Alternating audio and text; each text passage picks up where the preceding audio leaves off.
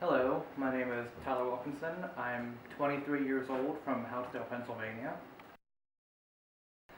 My parents' occupation, my mother works for the James E. Van Zant Veterans Hospital over in Altoona, and my dad is a manager of Weiss. I have an older sister, Nicole, and I have a younger brother, Lance. He's deceased. Education, high school. I graduated in my class, and I've been currently working 2 retail jobs. So my hobbies vary from going out and dancing in clubs, or I like to read a lot. I also play video games, and I like movies. Carpe noctem. Is that right? Just seize the night. Everyone says seize the day, but I think there's a lot more fun to be had at night. I think with childhood is my gift of reading. My mom used to read to me a lot, and so did my grandmother, so I developed a really good basis of reading, because you can live so many lives through that. As a Caucasian, but like I'm a white gay male. If I wasn't gay, I'd be like pretty much the epitome of local society. But in a rural area, it's been touch and go, because it is the diversity is hair color. There's not really much to choose from, and the idea of being gay is almost unheard of. Mm-hmm. So it's been a struggle, but it's also been rewarding, because I haven't experienced hatred or outright homophobia in a lot of cases like most of my other peers have. Okay, well, I think everybody puts a label on it about how it's either you have to be uber masculine because you're hiding who you are, or you're over feminine and you're sassy and you're campy. I find structure in who I am. I'm effeminate, I admit it. I know like drag queens and I know Cher, but I'm not. It doesn't make me any different. I'm still Tyler. I've been this way since I was like 4, so it's not really a huge change for me. Mm-hmm. But that's me. I think, in all honesty, it'd be equality. Just because yay, we have legal to get married in a couple states, but that's not the end of the fight. There's still rampant homophobia. There's couples that are attacked in broad daylight for simply holding hands. The fight's nowhere near over.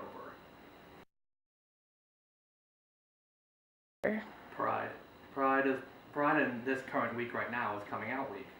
And they're 2 really significant, because Pride, yes, it's over glorified and it's a lot of just people on floats and being crazy, but it's also marking the Stonewall riots, whenever people decided to actually stand up for who they were and to not be treated like second-class citizens. Mm-hmm. And then coming out week is this week, where I really don't think you need a day to come out. I feel like you're setting yourself for a race you really can't finish, because nobody can come out on just a Tuesday. Mm-hmm. But I think it's also important because you have people who are showing you that you can come out and you have a family to come into.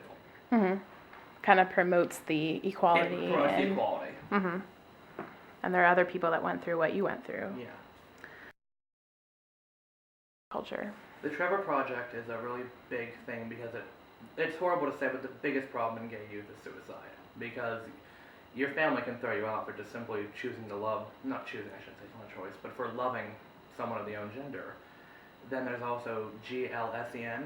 It's for, like, it's a celebrity group that is more like helping with LGBT activities. Then there's also GSAs upon campuses and local areas. Mm-hmm. Those are also really helpful. What do you think would have been like different for you if you would have had one like in high school per se? I think I would have came out earlier. I came out pretty early to begin with. I've been out for 7 years now. I came out in my 10th grade year, but I hid under the radar. I dated a girl for 5 years, and then when everything started to get sexual, people finding themselves, I couldn't do it. And I think back, and I wasn't happy. Mm-hmm. And I would have liked to be happy, to be able to be comfortable in my own skin. Mm-hmm. To have allies and other people. Yeah, to have the allies, and to just know that, I know that there's nothing wrong with me, but it's a stipulation every time. What's wrong? Mm-hmm. What happened to make you this way? Mm-hmm. And I think that'd be a bigger supportive for the area, and for just in general. Yeah. Well, and they always talk about, like, coming out isn't, like, one singular thing. Like you were saying, like, day. There's so many steps to it. There's, first off, and I find it, people find it a lot easier to come out to friends, because friends are the family you choose. Mm-hmm. So I came out to a bunch of my friends. My girlfriend at the time, too, wasn't too fond of that, but okay, sorry. But then I came out to my mother and my father. They're both very supportive. And I still don't have, my entire family doesn't know, in the way that I haven't told them, but also you can tell from gestures, mannerisms, vocal. You can kind of spot the sheep in wolf's clothing. Mm-hmm. I think it's great that your parents were supportive. And my parents were incredibly supportive, and especially with my mother losing a child, it's just, she's lost a child, and people are so willing to throw away their children. And she can't imagine that. My mom's incredibly supportive of all my friends who are gay or lesbian, or I don't think I have any trans friends, but she'd be very supportive too. Please elaborate. In all honesty, it was mostly high school because it's schoolyard Darwinism. You have to pick out the weakest target to attack, and I was under the radar for so long that whenever I came out, I'd already established a good group of people ahead of me, and plus of situations I'd been in. But I remember one time it was Day of Silence, and because the government's silent to like all the crimes happening, we wouldn't speak. Mm-hmm. And this one kid pushed me out of the way and said, "Get moving, faggot." And it was just so incredibly weird because you can call me a faggot. It doesn't mean anything to me. It's a word. You have to give a word power. But just hearing it actually happen was completely mind-boggling. That there is such hatred. Mm-hmm. And that's just like everybody yells queer and faggot, but it's honestly, it doesn't mean what they mean it to mean. Now it means like stupid or something for some reason. But mm-hmm. People use those terms all the time. People use the terms for everything, like no homo or that's gay, mm-hmm. and it's like, well, quite personally, that's gay. We wouldn't pick half the things that is gay. Mm-hmm. Well, that's, I think, a big thing too, like where I'm at with my internship, like that's what they promote, like, don't use terms like that's gay because that's... No, because it's the same thing as being like, well, that's so black. Yeah. It's like, why? Or stop acting black. Yeah, stop acting black, or like, oh my god, you're so white. Yeah. What do you mean by that? Yeah, why? It's like, it's hatred, it's ignorance. Mostly ignorance. I think it depends on the person because as a society, it's almost kind of like you're giving in if you can't handle your own problems. But I've seen a therapist since I was 5. Well, I shouldn't say since, there's a bunch of time in between, but I love it. I think it's a wonderful idea to go to somebody who has no judgment. They don't know you, so you can tell them cock and bull story if you wanted to, and they wouldn't know. But I think also it's freeing because it's a complete stranger who's here to help you. Mm-hmm. And they obviously understand what you're going through in some way, shape, or form, or else they wouldn't be able to be a counselor. You need to almost have the melting pot, in a way, it's kind of cliche, but you need the melting pot because you have to have the diversity to work with people who are gay or who are trying to come out and are so afraid that it, like in my case, causes their hair to fall out. It's just... I think it's a wonderful thing. Like, I would love to go to a counselor again. I think everybody should see a counselor, in all honesty. We'd have a lot less problems in the United States if we had more counselors. That's very true. So you're very good people. Thank you. We like you. I have two sides of that coin, because the rational part of me wants to calmly talk and to understand your views, because, because a lot of people will throw out, like, well, it's unnatural, and it's like, we fly in metal tubes and on dinosaurs. Like, don't talk to me about unnatural. But then the other part of me, which is, like, my rainbow pride flag waving, angry, and I want to just viscerate you. I want to flip out and scream how you're ignorant and intolerant, and, like, because if it was a woman, I could fire back with, well, you're a woman, you don't have rights either. You fought for your rights. Like, why won't you help me fight for mine? So and I think a lot of people forget that. And it's like, it's horrible to say, like, gay is the new black, but we're fighting now for these rights. There's still racism, there's still segregation, and things like that. So no, it's never going to be an ending process.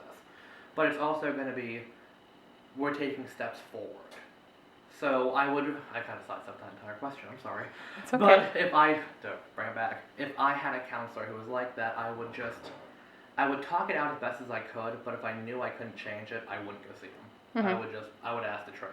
I would probably file a complaint too, because you shouldn't be helping other people.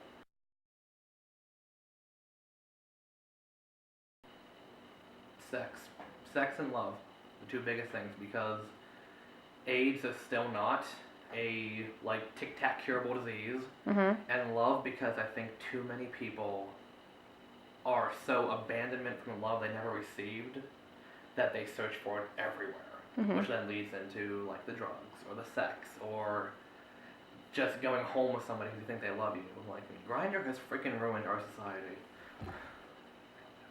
I think they would, because I'm thankful to my next to last therapist. Her name was Susie Friedenberger, and she was just this wonderful woman who, there was no, pardon my French, bullshit.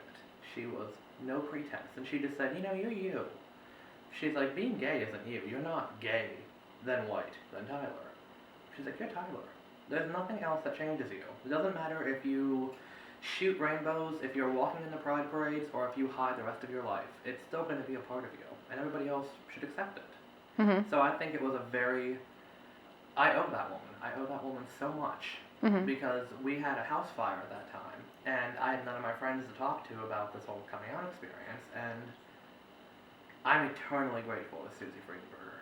I owe her so much for making me who I am today.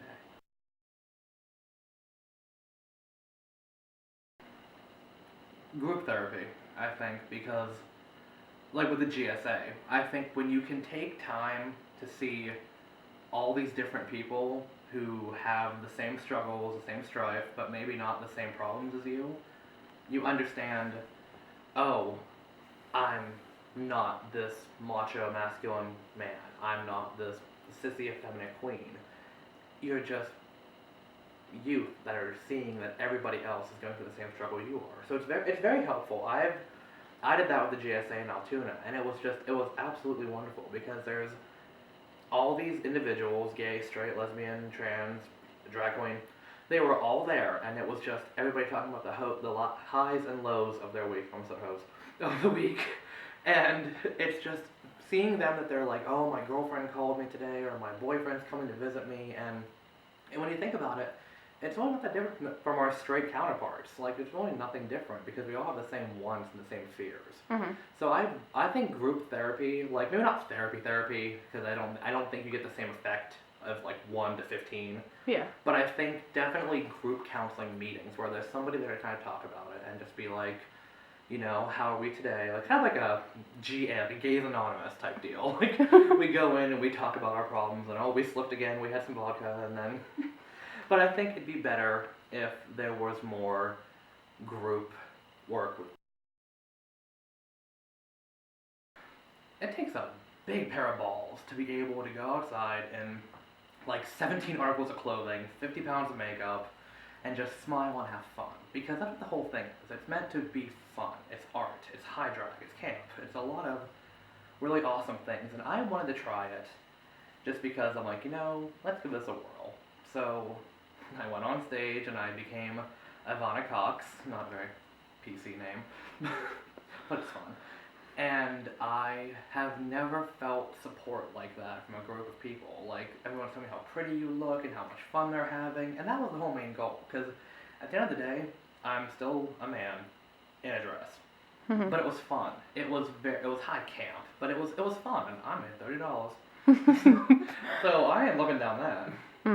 But I think just try anything with that in your life. Like, go crazy with stuff like that, because experiences like that are once in a lifetime, and I've never felt that kind of rush of, wow, I'm accepted, as whenever I got on that stage and I had people applauding me. But that's me. Some people don't want to do drag. Don't do it. Get off my stage. But I think it was just a really fun experience.